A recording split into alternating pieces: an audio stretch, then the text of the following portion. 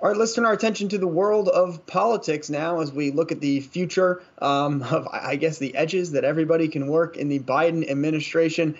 We are now talking once again about opportunity zones. This was part of the 2017 Tax Cut and Jobs Act from the Trump administration. And Rick Newman joins us now for more on this story. Rick, Yahoo Finance spoke with Senator Tim Scott of South Carolina about, I guess, his interest in this space and where he sees this kind of carve out going in the future. Right. Our DC producer, Ben Werschel, interviewed Tim Scott. He's a Republican senator from South Carolina. He's been one of the champions of this program in the Senate, and he was kind of the spokesperson for it in the Trump administration.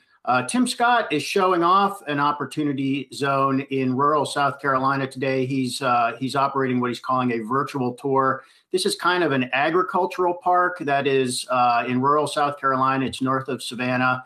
And this is considered to be one of the sort of model opportunity zones, how you can really make this work and bring some economic aid and some new business to hard-hit areas where there aren't a lot of jobs.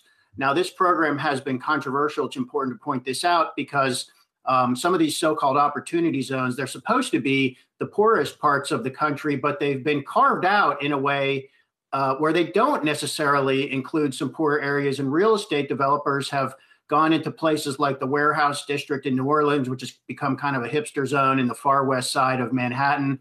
These are not really areas that people think of as poor parts of the country. And we've seen real estate developers developing luxury condominiums and things like that. So Democrats are not comfortable with that for obvious reasons. So it's unclear whether the Biden administration wants to continue these opportunity zones or perhaps change the way they're defined. And Senator Scott did tell Ben Werschel he'd be open to considering changes in the program so they don't seem abusive as they seem to some people right now.